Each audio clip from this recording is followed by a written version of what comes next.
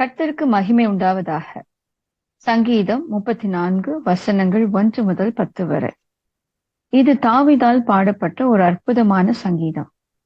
இந்த பாடலை அவர் தன்னை பெலிஸ்தியர் கைக்கு தப்புவித்த தேவாதி தேவனுக்கு ஸ்தோத்திரமாய் பாடுகிறார். அந்நாட்களில் தாவீது தான் சவுல் ராஜாவிடத்தில் அகப்பட்டுக் கொள்ளாதபடிக்கு தன்னுடைய உயிர் காக்க ஓடிக்கொண்டிருந்த வேளையில் அவர் பெலிஸ்தியரிடத்தில் தஞ்சமடைகிறார். அங்கே அவர்கள் தன்னை கோலியாத்தை கொன்ற தாவீது என அடையாளம் கண்டு கொண்டபடியால் அங்கே புத்தி இல்லாத மனிதனைப் போல வேடமிட்டு பின் அங்கிருந்து தப்பித்துக் கொள்கிறார். ஒரு வேடனுடைய கைக்கு தப்பின பறவையைப் போல தன் பிராணனை கர்த்தர் தப்புவித்தது நிமித்தம் கர்த்தரிடத்தில் அகமகிழ்ந்து அவர் எத்தனை நல்லவர் என்பதை ருசித்து பார்த்து இப்பாடலை பாடுகிறார். இந்த சங்கீதத்தின் மூலம் நாம் என்ன கற்றுக்கொள்கிறோம்? வாசிக்க கேட்போம். வசனங்கள் 1 முதல் 3 வரை. கர்த்தரை நான் எக்காலத்திலும் ஸ்தோத்திரிப்பேன், அவர் துதி எப்பொழுதும் என் வாயில் இருக்கும். கர்த்தருக்குள் என் ஆத்துமா மேன்மை பாராட்டும், சிறுமைப்பட்டவர்கள் அதை கேட்டு மகிழ்வார்கள். என்னோடு கூட கர்த்தரை மகிமைப்படுத்துங்கள், நாம் ஒருமித்து அவர் நாமத்தை உயர்த்துவோமாக. இந்த முதல் 3 வசனங்கள் மூலமாய் கர்த்தர் நல்லவர் என்பதை சுவைத்து பார்த்த தாவீது கர்த்தருக்குள் களி கூறுவதை குறித்து அறிகிறோம். அப்படியெனில் கர்த்தர் நல்லவர் என்பதை ருசித்து பார்த்தவர்கள் என்ன செய்வார்கள்? வசனம் 1 கர்த்தரை நான் எக்காலத்திலும் ஸ்தோத்திரிப்பேன், அவர் துதி எப்பொழுதும் என் வாயில் இருக்கும் என்று தாவீது பாடுகிறார். மரண கட்டுகள் தாவீதை நெருக்கின போது கர்த்தர் தனக்கு தந்த விடுதலையை நினைத்து அவருக்கு நன்றி அறிதலையும் அவர் மேலுள்ள தன்னுடைய விசுவாசத்தையும் கர்த்தருக்குள் தன் ஆத்தும களிப்பையும் ஸ்தோத்திரத்தினாலும் துதியினாலும் தெரிவிக்கிறார். கர்த்தரை ஸ்தோத்திரம் செய்யும் பொழுது அவருடைய நாமத்தை துதித்து நன்றி செலுத்தி ஆராதித்து உயர்த்துகிறோம். துதி செலுத்தும் பொழுது கர்த்தரை மகிமைப்படுத்தி கனப்படுத்துகிறோம். நாம் கர்த்தரை துதிப்பதின் மூலம் அவர் மீது உள்ள நம்முடைய விசுவாசத்தையும் அவருக்கு நன்றி அறிதலையும் செலுத்தி அவருக்குள் நாம் களி கூறுகிறோம். அவர் துதிகள் மத்தியில் வாசம் செய்யும் தேவன். நாம் அவரை துதிக்கும் பொழுது அவருடைய பிரசன்னம் மகிமை நம் மத்தியில் கடந்து வரும். நாம் கர்த்தரை துதிக்கும் பொழுது சாத்தானுடைய தந்திரங்களும் நமக்கு விரோதமான அவனுடைய எல்லா திட்டங்களும் முறியடிக்கப்படுகிறது. அவன் நம் மீது வைத்துள்ள நுகங்கள் யாவும் முறிக்கப்படும். துதி நாம் முன்னேறி செல்ல கூடாதபடிக்கு தடையாயிருக்கும் செங்கடல்களை பிளந்து எரிகோ மதில்கள் போல் இருக்கும் இடையூறுகளை இடித்து போடுகிறது. துதி அடைக்கப்பட்ட எல்லா ஆசீர்வாதத்தின் கதவுகளை திறக்க வல்லதாய் இருக்கிறது. அது நம்மை சத்துருவின் கண்ணிகளில் நாம் அகப்பட்டுக் கொள்ளாதபடிக்கு காக்கிறது. இத்தகைய வல்லமையான துதியினால் நாம் கர்த்தரை ஸ்தோத்திரிக்க வேண்டும் என்று தாவீது நமக்கு கற்றுத் தருகிறார். 2வது வசனத்தில் கர்த்தருக்குள் என் ஆத்துமா மேன்மை பாராட்டும், சிறுமைப்பட்டவர்கள் அதை கேட்டு மகிழ்வார்கள் என்பதை தாவீது பாடுகிறார். ஒரு மனுஷன் பரிசுத்த ஆவியினால் நிரப்பப்படும் பொழுது அவன் வேறே மனுஷன் ஆகிறான். கர்த்தர் தாவீதை சாமுவேல் மூலம் எண்ணெயால் அபிஷேகித்த பொழுது அவர் மீது கர்த்தருடைய ஆவியானவர் இறங்கியிருந்தார். அந்த நேரம் துவங்கி பரிசுத்த ஆவியானவர் அவர் வாழ்வில் கிரியை செய்ய தொடங்கினார். பிலிஸ்தியனான கோலியாத்தை வீழ்த்தியது தாவீதோட கரம் அல்ல, அவரோடு இருந்த கர்த்தருடைய கரம். தாவீதின் எல்லா சூழ்நிலைகளிலும் கர்த்தரின் கரம் தாவீதுக்கு உதவி செய்யக்கூடியதாகவும் அவருடைய தேவைகளை சந்திக்கக்கூடியதாகவும் அவரை ஆபத்துக்களுக்கு விலக்கி பாதுகாக்கக்கூடியதாகவும் இருந்தது. அது மாத்திரமல்ல, தாவீது தன்னை குறித்து மேன்மை பாராட்டவில்லை, அவர் கர்த்தரை குறித்தே மேன்மை பாராட்டுகிறார். இது அவருக்குள் இருந்த பரிசுத்த ஆவியினாலே ஆனது. பரிசுத்த ஆவியினால் நிரப்பப்படாத மனிதர்கள் எப்பொழுதும் தங்களுடைய சுய பலத்தை குறித்தும் திறமைகளை குறித்தும் வெற்றிகளை குறித்து மேன்மை பாராட்டுவார்கள். ஆனால் கர்த்தருடைய பிள்ளைகளாகிய நாம் எப்பொழுதும் எல்லாவற்றிலும் அவரை குறித்தே மேன்மை பாராட்டுவோம். கர்த்தர் நம் தேவைகளை சந்திக்கிறார். அதனால்தான் நமக்கு வேண்டியதெல்லாம் நம்மிடத்தில் இருக்கிறது. நம் மீது உள்ள அவருடைய அன்பும் இரக்கமும் கிருபையும் பெரியது. அதனால்தான் நாம் நிர்மூலமாகவில்லை. அவர் நம்மை ஒவ்வொரு நாளும் அந்தந்த நாளுக்குண்டான புதிய கிருபைகளால் நிரப்பி நம்மை பலத்தால் இடைக்கட்டி நம்முடைய உயர்விலும் தாழ்விலும் முழுமையிலும் வெறுமையிலும் நம் வாழ்வின் ஓட்டத்தை நாம் செம்மையாக ஓட செய்கிறார். நாமும் தாவீதைப் போல பரிசுத்த ஆவியினாலே நடத்தப்படும் பொழுது நம்மை குறித்து அல்ல, கர்த்தரை குறித்தே மேன்மை பாராட்டுவோம். சிறுமைப்பட்டவர்களும் இதை கண்டு மகிழ்வார்கள். 3வது வசனத்தில், என்னோடு கூட கர்த்தரை மகிமைப்படுத்துங்கள், நாம் ஒருமித்து அவருடைய நாமத்தை உயர்த்துவோமாக என்று தாவீது பாடுகிறார். கர்த்தரை மகிமைப்படுத்துவதன் மூலம் நம்முடைய துதிகளில், ஜெபத்தில், ஆராதனையில் மற்றும் எல்லாவற்றிலும் அவரை உயர்த்துகிறோம். கர்த்தரே எல்லாவற்றிலும் மேலானவர். கர்த்தரை மகிமைப்படுத்தும் பொழுது அவரை நாம் உயர்த்தி நம்மை நாம் தாழ்த்துகிறோம்.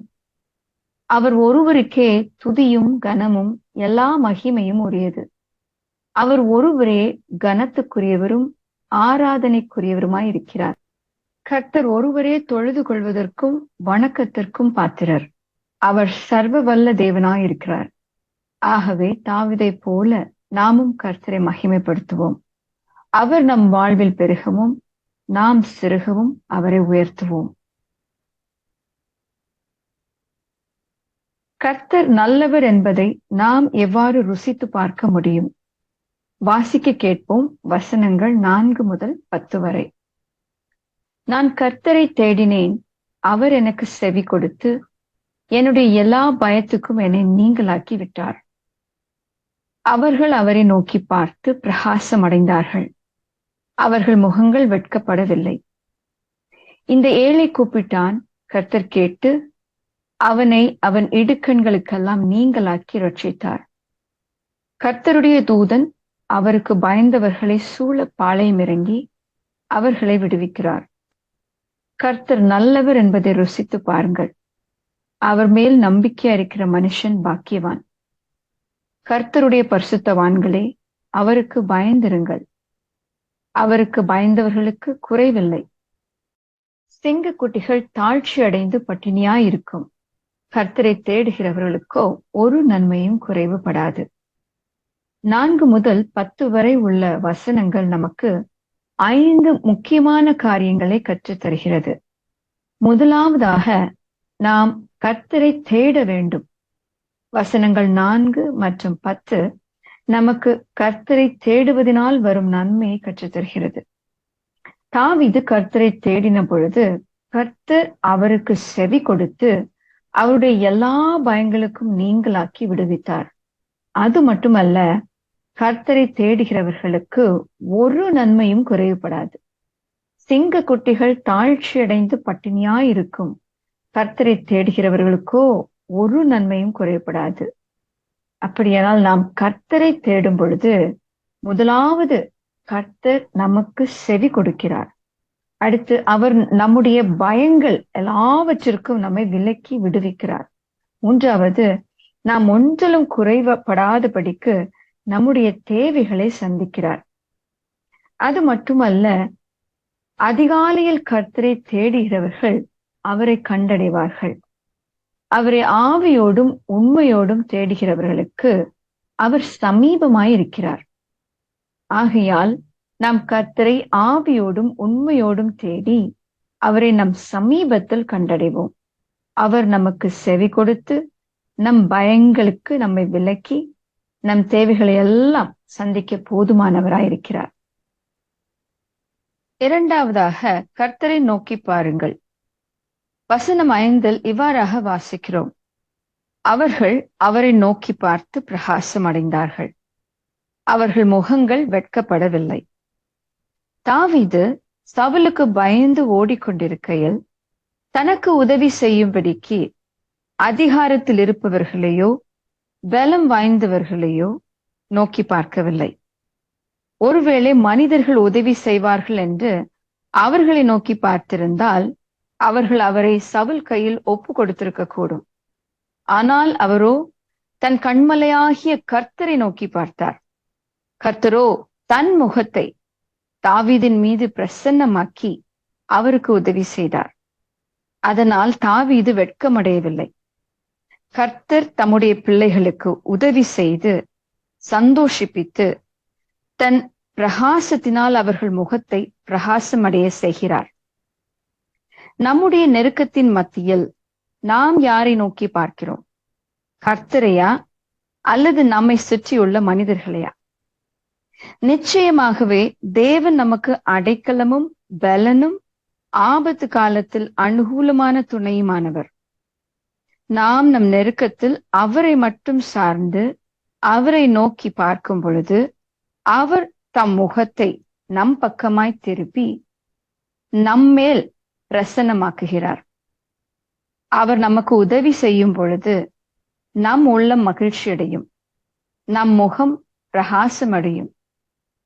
அவர் தம் முக பிரகாசத்தினால் நம்மை பிரகாசிப்பித்து நாம் ஒருபோதும் வெட்கம் அடையாதபடிக்கு செய்கிறார். அடுத்ததாக கர்த்தரை கூப்பிடுங்கள். வசனம் 6 இந்த ஏழை கூப்பிட்டான், கர்த்தர் அவனை கேட்டு அவன் இடுக்கண்களுக்கெல்லாம் நீக்கலாக்கி ரட்சித்தார். ஏழைகள் என்பது வறுமையில் வாழும் மக்கள் மட்டுமல்ல, தனக்கு உதவி செய்ய ஒருவரும் இல்லாதவர்களும் கூட ஏழைகள்தான். அவர்கள் பலவீனமானவர்கள், அவர்கள் தனிமையில் இருப்பவர்கள் மற்றும் ஒதுக்கப்பட்டவர்கள். அவர்கள் பலவான்களால் நித்தமும் ஒடுக்கப்படுகிறவர்கள். அவர்கள் கூப்பிடும் பொழுது கர்த்தர் அவர்கள் கூப்பிடுதலை பரலோகத்திலிருந்து கேட்டு அவர்களுடைய எல்லா உபத்திரவங்களுக்கும் அவர்களை நீங்களாக்கி ரட்சிக்கிறார். அவர் பலவானுடைய வில்லை முறித்து தள்ளாடினவர்களை பலத்தினால் இடை கட்டுகிற தேவன். அவர் வில்லின் அம்புகளையும் கேடகத்தையும் பட்டயத்தையும் யுத்தத்தையும் முறித்து போடுகிற தேவன். நீங்கள் உதவி செய்ய ஒருவரும் இல்லாத நிலையில் இருப்பீர்களானால், பலவீனர்களாயிருப்பீர்களானால், தனிமையில் ஒதுக்கப்பட்டு பலவான்களால் ஒடுக்கப்பட்டு இருப்பீர்களானால் கவலை கொள்ளாதிருங்கள். கர்த்தரை நோக்கி கூப்பிடுங்கள். கர்த்தர் நிச்சயமாய் உங்களை ஒடுக்குகிற சூழ்நிலைகளில் இருந்தும் உங்களை இடுக்கண்கள் எல்லாவற்றிற்கும் நீங்களாக்கி உங்களை விடுவிப்பார். அவருடைய பலத்த கரம் உங்களுக்கு பராக்கிரமம் செய்யும். அடுத்ததாக கர்த்தருக்கு பயப்படுகிற பயம். வசனங்கள் 7 மற்றும் 9 இவ்வாறாக வாசிக்கிறோம்.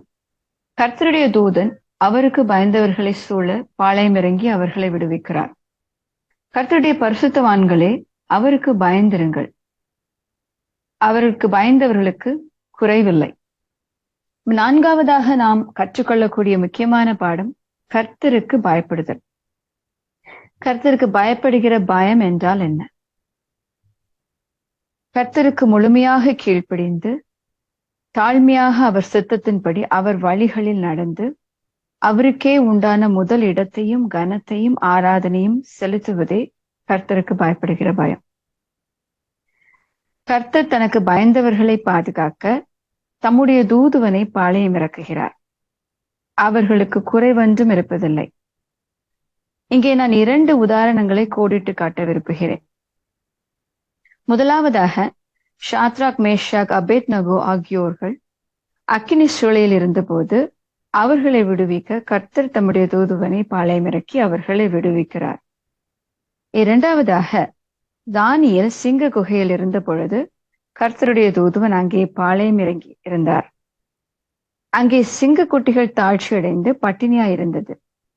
ஆனால் கர்த்தருக்கு பயந்து அவரை தேடின தானியேலையோ கர்த்தர் பாதுகாத்தார். அப்படியானால் கர்த்தருடைய பிள்ளைகளாகிய நாமும் அவருக்கு பயந்து அவருக்கு சுத்தமான வழிகளில் நடக்கும் பொழுது அக்கினி சூளை போன்ற சூழ்நிலையானாலும், சிங்க கெபி போன்ற சூழ்நிலையானாலும், எதுவானாலும் நாம் பயப்பட தேவையில்லை. நமக்காகவும் கர்த்தர் தம்முடைய தூதுவர்களை பாளையமிறக்கி நம்மை அழிக்க வாஞ்சிக்கும் எல்லா பொல்லாதவைகளையும் அடக்கி அவைகள் நம்மை சேதப்படுத்தாதபடி நம்மை பாதுகாப்பார். கடைசியாக கர்த்தரை நம்புங்கள். வசனம் 8 கர்த்தர் நல்லவர் என்பதை ருசித்து பாருங்கள், அவர் மேல் நம்பிக்கையா இருக்கிற மனுஷன் பாக்கியவான் என்று வாசிக்கிறோம். கர்த்தரை நம்பும் பொழுது நாம் நம் ஆசீர்வாதத்தை அவர் கரத்திலிருந்து சுதந்திரித்துக் கொள்கிறோம். கர்த்தரை நம்பி காரியங்களை செய்யும் பொழுது அது வாய்க்கும். விசுவாசம் என்ற சாவி நம் ஜெபங்களுக்கு கர்த்தரிடத்திலிருந்து பதில்களை கொண்டு வரும். நாம் கர்த்தரை நம் விசுவாசத்தினாலே கனப்படுத்தும் பொழுது அவர் நம் ஜெபங்களுக்கு பதில்களை தந்து நம்மை கனப்படுத்துவார். ஆகவே நாம் கர்த்தரை தேடி அவரை நோக்கி பார்த்து அவரை கூப்பிட்டு அவருக்கு பயந்து அவரை நம்பி அவர் எத்தனை நல்லவர் என்பதை ருசித்து பார்ப்போம். ஒரு கனியின் சுவையை நாம் எவ்வாறு அறிந்து கொள்வோம்? அதை முதலாவதாக கடித்து பின்பு மென்று சாற்றை பிரித்தெடுத்து அதன் சுவையை அனுபவித்து பார்த்த பின் அது எத்தகைய நல்ல கனி என்று அறிவோம். ஆதலால் நாம் ஒவ்வொரு நாளும் கர்த்தரை தேடி அவரை நோக்கி பார்த்து அவரை கூப்பிட்டு அவருக்கு பயந்து அவரை நம்பி அவர் நமக்கு எத்தனை நல்லவர் இனிமையானவர் என்பதை நம் வாழ்வில் ருசித்து பார்க்க பழகுவோம்.